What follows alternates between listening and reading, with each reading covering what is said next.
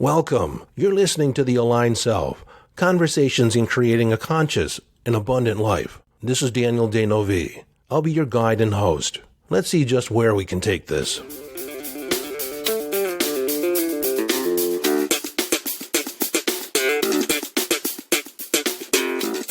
Hello, friend, and welcome into the conversation. Today I'm going to delve a little deeper into subpersonalities. Now, I did do a complete episode on subpersonalities, explaining what they were and how they developed, and I'll touch upon that today. But if you want to dive a little deeper, if you like this episode, you can go to episode 219, the title of which is The Roots of Self-Sabotage and Undesirable Behavior. In this episode, I'm going to touch upon the 5 most common aspects or subpersonalities that are developed as we grow up. Now, before I get into subpersonalities a little deeper, I'm going to talk about self-concept, personality, self-identity.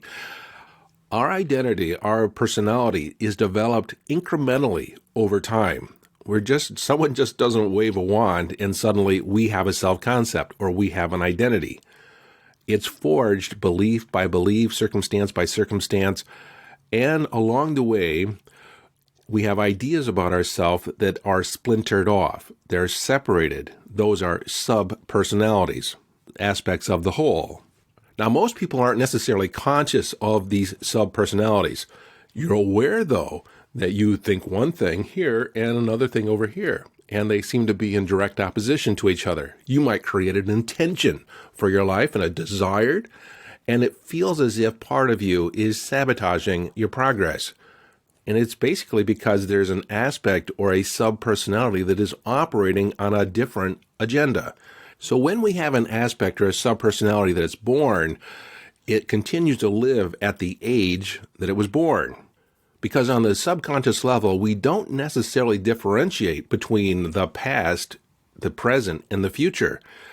The subconscious mind is living in the present moment. And so something that you learned when you were 6 or a decision that you made when you were 8 continues as a perspective, as a valid perspective on the world, unless it's updated. And many, many times, these younger aspects, these younger subpersonalities are never, ever updated. And so someone develops a pattern of how to respond in anger in their teen years as they establish their sense of individuality. And that pattern of anger occurs the same way over time. So as an adult in your 20s, your 30s, 40s, even 70s, you could be responding in anger from the same pattern that you learned at age 13. Now, over the years, psychologists and metaphysical healers, spiritual gurus, have talked about these subpersonalities as shadow aspects or doing shadow work. I really like the vernacular of a subpersonality, and I was first introduced to the idea when I was 28, when I was first learning neuro-linguistic programming. In fact, it opened up the first, major breakthrough in my self-identity. And I go into detail around that in episode 219. But ever since, I've been fascinated with how people are put together, about the self-identity, about self-concept. Why do you think the things you think? Beliefs that you developed when you were 6, why are they still present when you're 28 or 58? And frankly, it's because they've never been updated. And these aspects that are not updated, they occur to us as self-sabotage.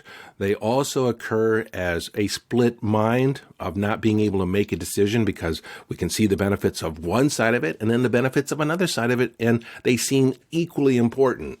Or we have fears about moving forward. We have fears about relationships or whether or not the world is safe or unsafe.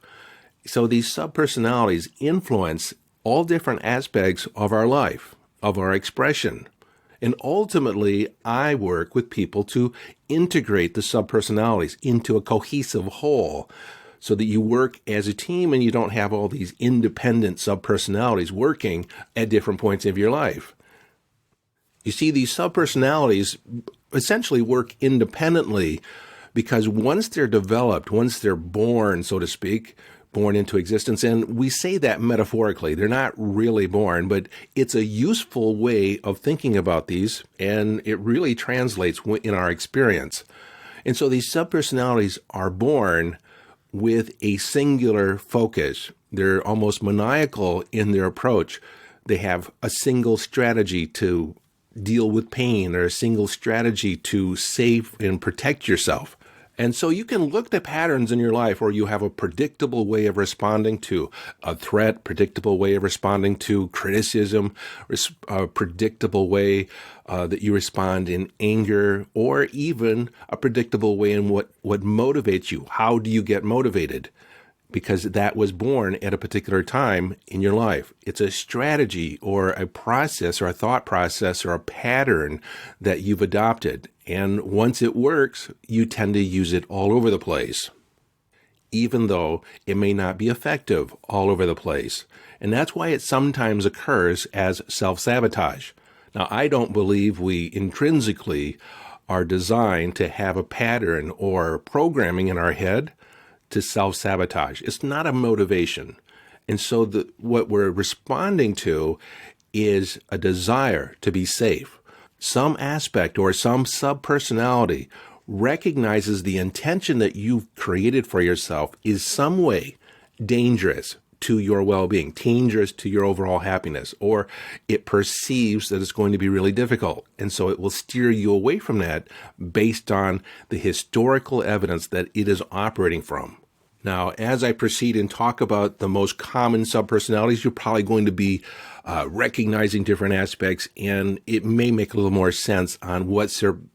Now, as I continue to discuss the most common subpersonalities, you're probably going to be able to identify with different aspects of those, different representations, and you'll get a broader understanding of what subpersonalities may or could be. Now, if you've been listening to me for any length of time, you understand that I have a focus around self-concept, self-identity. Hence, the title of the podcast, The Aligned Self, is how do you align all aspects? How do you align your heart with your mind and your body? And so an aspect of the formation of our self-identity is our relationship to our subpersonalities. Now, there's other dimensions to our self-identity, but the subpersonalities influence a lot of our behavior. Now, in episode 219, I discussed how I was writing a book on self-identity. Now, in that episode, I made a request for people to contact me if they wanted to work with me one-on-one to integrate their subpersonalities. These people I'm using as case studies for my book. Now, originally, I was going to use these case studies in the book on self-identity, but since I've decided to focus on subpersonalities, I would like to make a request for an additional half a dozen people to work with me one-on-one as case studies. Now, there is an investment, but nowhere near what I normally charge. When I typically work on individuals in integrating the subpersonalities, my fee begins at $2,500 and is typically around a half a dozen to 10 sessions. But in some cases, we can integrate everything in just a couple sessions because it just works cohesively. Everyone's a little bit different, and so I charge by the result and not necessarily by the number of sessions. But for the case study, we'll do a minimum of 6 sessions. And so what do people experience after integrating their subpersonalities? Well, there's a sense of ease and peace that's typically there.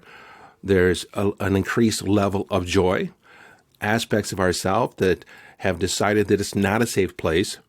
Once we update them and incorporate them into our whole, there is a greater sense of relief in joy because we experience the world in a new way. We experience the opportunity to move forward and not necessarily the aspects that present potential danger, which can be relationships, intimate relationships, moving forward, potential rejection. Once you realize through the integration of all these different parts that together you can handle anything that comes up, you begin moving in the world with a new sense of confidence and ease. There's an element of joy. Now, for some people, this integration process is dramatic. And for other people, it's more subtle. It's just like everything seems brighter. There's a sense of joy in being in the world. And it's something shifted, something changed, but you can't quite put your finger on it. And that's how it occurs for others. I guess the biggest shift that people can experience is that Suddenly, it feels as if you're more focused. It feels as if you're more congruent, like all parts of you agree. You don't feel like you're an imposter. There's a sense of solidity to your self-identity. So as we're forming our self-identity, what are some of the more common subpersonalities that are created at different points in our life? The most common ones for many people are subpersonalities that are born in childhood. And you probably heard in the vernacular of inner child work, and that has a lot to do with working with these subpersonalities that are born at ages 6, 7, 8, 9, 10, in that range. Typically, that's when we become more individualized. We start generalizing our experience of the world. And so if something happens to us, rather than being an isolated incident, we tend to generalize that this is the way the world works. This is how, my interaction with reality is going to occur. And so there's typically a moment where we are shamed in some way. We do something wrong, or someone says something to us in a way where we feel as if, oh my God, I'm not enough. It can also occur in an interaction with an adult, typically our parents, where they say something or respond to us in a way where you don't feel safe, like the world's not safe. And so there's a certain amount of fear that you carry forward from that point in time, and you're frozen in time, that you're not safe. You're not safe in intimate relationships. You can't trust the people close to you. And so that's perpetuated forward. And then another incidence that can generate a subpersonality is a loss of innocence. And that can occur at all three of those dynamics may occur at once, where you are not enough, you don't feel safe, and you have to grow up quickly. You have to adopt a different attitude. You have to be more on the defensive, more aggressive. And aggressiveness is only one aspect or one demonstration of this stress response. Another response could be where you freeze, where you're immobilized. When you're stressed, or when you're in a new situation, or you don't feel safe, you can't take action.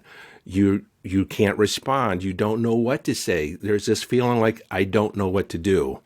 The other response is that you want to flee. You just want to get away. You avoid conflict. You don't want to be in the presence of people that are threatening, or situations that could potentially threaten you. So your comfort zone begins to shrink. Another response that can occur when we lose our sense of innocence, when, we could be embarrassed at some level of ignorance, something occurs and we realize that we're not that savvy, we haven't kept pace with the other people in our world. Perhaps we've been living inside our head quite a bit, and we do that a lot as kids, even as adults. But we have a realization that if we don't update, if we don't, become cool, if we don't step into being on pace with everybody else, then we're going to be left behind. And what typically happens is an aspect, or our younger self is left behind. There is a phenomenon that whenever we experience a loss of innocence, that, we can't continue the way we've been up till then, we leave an aspect of ourselves behind. We abandon our child, our inner child.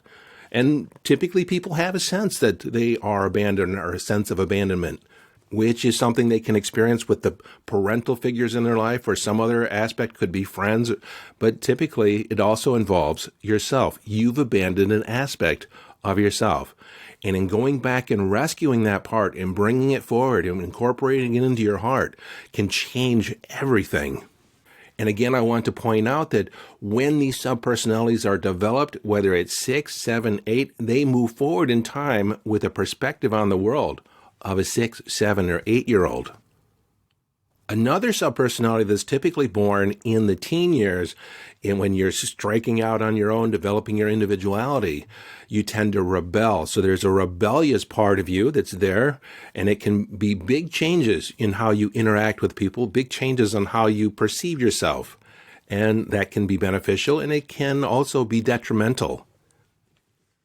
A detrimental aspect of that time period, of that genesis of that individual, genesis of that subpersonality, is a feeling that no one understands you. No one gets you.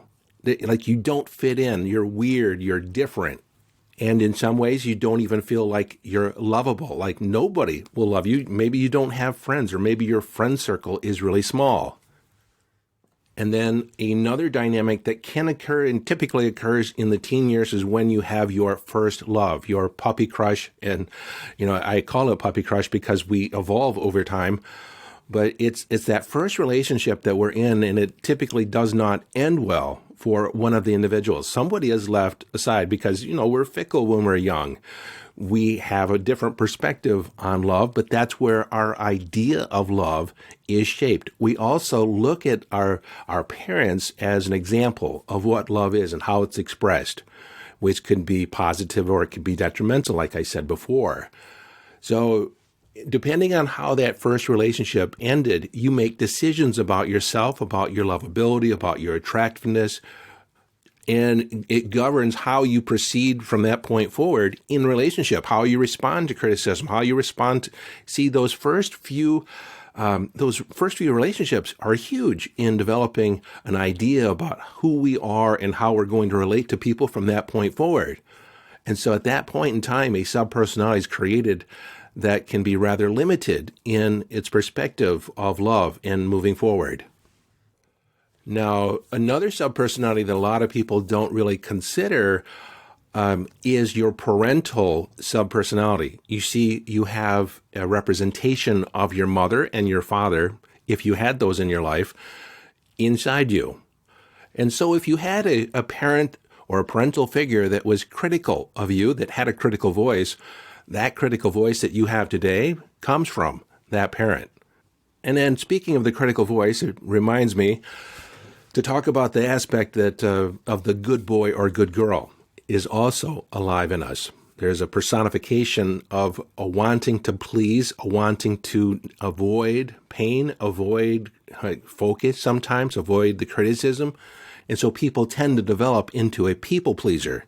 They're very pleasing. They're very agreeable. They don't like conflict. They go with the flow. And this aspect of the subpersonality develops poor boundaries or never develops boundaries. Sometimes we learn that from our parental figure, so that internal representation of our mother or our father. If they were a martyr, if they put their wants and needs on the back burner for everybody else, and then also complained about it, no one appreciates me, no one values me, that you learn that on a subconscious level. That is a subpersonality that you carry forward, and you may see that in your behavior. And if you're a male, you more likely identify with the man in the house. And if you're a female, you identify with the female in the house, your mother. But in the absence of a parental figure in the house, you have some other representation inside you of what a father or what a mother would be like. And that may or may not be very accurate. There's another subpersonality that's born in early adolescence or mid-adolescence, and it's what I call the manipulator. You've learned techniques, you've learned strategies in order to manipulate the attention, manipulate the energy in order to where you feel good. And you've carried that forward. And you can see it as a theme or a thread that runs through all your relationships in one way or another. Now, for example, sometimes for women, they realize that their body or their sexuality gets them things. And so they will tend to focus on that as an attribute and carry that forward. And with that said, it's not only our perceptions about ourselves, but it's our perceptions of other people. So our ideas about men and women are formed in those adolescent years or early 20s, and we tend to generalize and carry that forward. One man becomes all men. One woman becomes all women. You know, how your experience of one woman was, you tend to generalize that to, that's how all women are. And you see, this is a big example in common culture right now, is that those people that have had experiences with narcissistic, patriarchal men, or that were misogynistic, they tend to see all men that way. They villainize all men.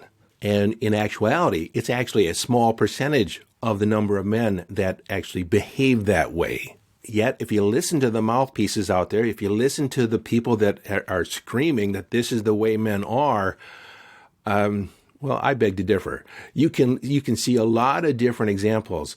They're basically operating from their past experience with men, generalizing it across the board. The same with men, generalizing ideas and concepts about women. So you're beginning to see how pervasive these ideas, these subpersonalities, once created, how they impact our life, impact our behavior, not just in one area, but in every area. If you don't think things are safe out there, you'll tend to be more reticent. You won't approach people. You won't initiate conversations. If in your early years you got shot down, if you're a man, if you got shot down by a woman, and in approaching her or asking for a date, or you tend to generalize that moving forward, and you don't go after women that you find attractive. You go after the women you think you can get. And that's just not one side of the fence. It happens on the other side of the fence with women too. Women tend to settle. Women tend to, go after what they think they can get based on their past experience. Very, very seldom do people upgrade, their sense of self. And that's not just with relationships. It's with jobs. That's with life situations. Once you've fallen into a particular story, it takes a rewriting of the story, a realignment of your internal aspects of self in order to move to a whole new level of being. And that brings me to another common subpersonality that's created. And there's over a dozen different subpersonalities and different aspects that are created for different individuals. And every person's story is a little bit different. So it's always fascinating to me to work with the different individuals and the different complexities of how these different subpersonalities interact. And to me, that's such an adventure, and it's so gratifying in working with people one-on-one, and the ahas, and I can actually see the physical changes take place. And something I didn't do in the first 6 case studies that I want to do in the second 6 case studies is I want you to take a picture of yourself beforehand, and then we take a picture at the end, because through the process of working with people, I see their facial expressions change, their facial features, the amount of tension in their jaw, the wrinkles smooth out in their forehead and around their eyes. It's completely amazing to watch the transformation as we reintegrate all these different sub-aspects. But so far, we've been talking about detrimental aspects of our subpersonalities.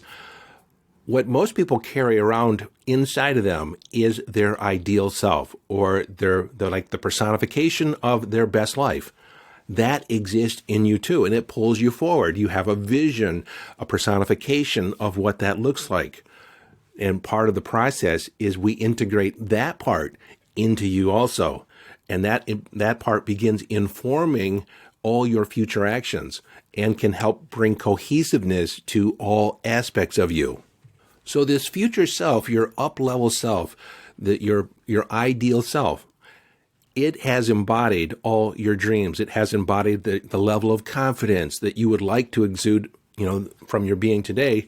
If you want or see yourself as potentially being more confident, that is personified out there somewhere in the future. And so when we integrate that, it really makes a profound difference. So as you listen to this episode, you may be identifying with different aspects, different subpersonalities that have been created in your past, at different points in your life, different events that occurred. You splintered off. An aspect of you was born, developed a viewpoint, made circumstances or made some things mean certain things to you about yourself. Now, I told the story before that I had an experience when I was 8 years old, and that 8-year-old moved forward, and that 8-year-old was governing my relationships. I had an event in 3rd grade class. I passed a love note that was rejected, and in that moment, I made a decision that I can love women, but I can't trust them. And then the adult in the room did not understand my point of view, did not understand me, so I realized that I will never be understood. People just won't understand me. And until I healed that, I carried that forward in every relationship. And I always expected, I had this trust issue of that at some point you would betray me. It not necessarily in, infidelity or, stepping outside of a monogamous situation, but we might have made a promise together early on, and then you ended up breaking it. And that happens, that, people change in relationship, but I made that mean, like when it came up, it was significant, more significant than if I had not healed that.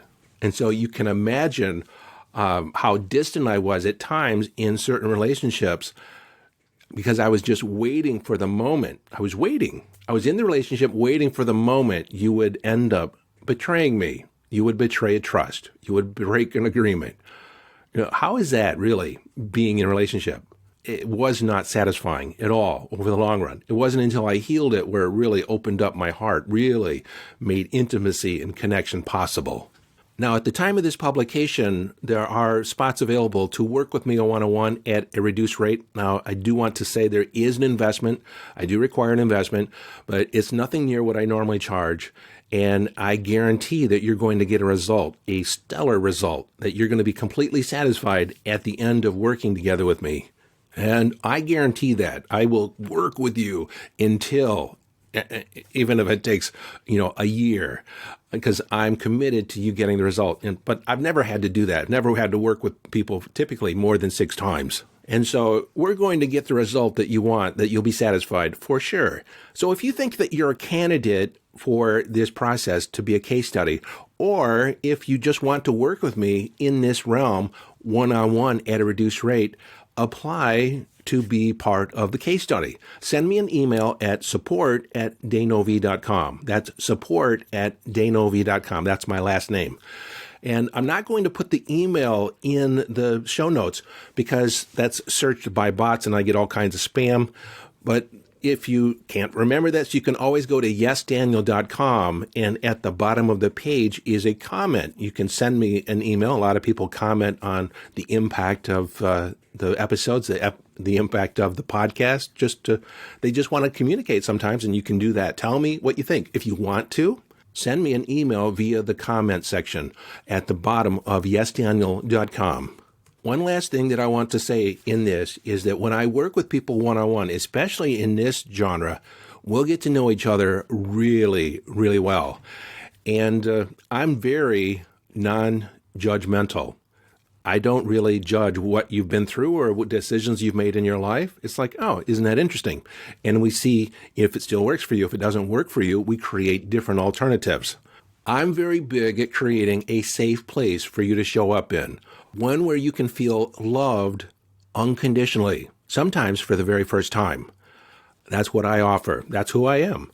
And so if you want to work with me, contact me today, because these spots will fill up. They filled up like all within a couple days the last time I offered this.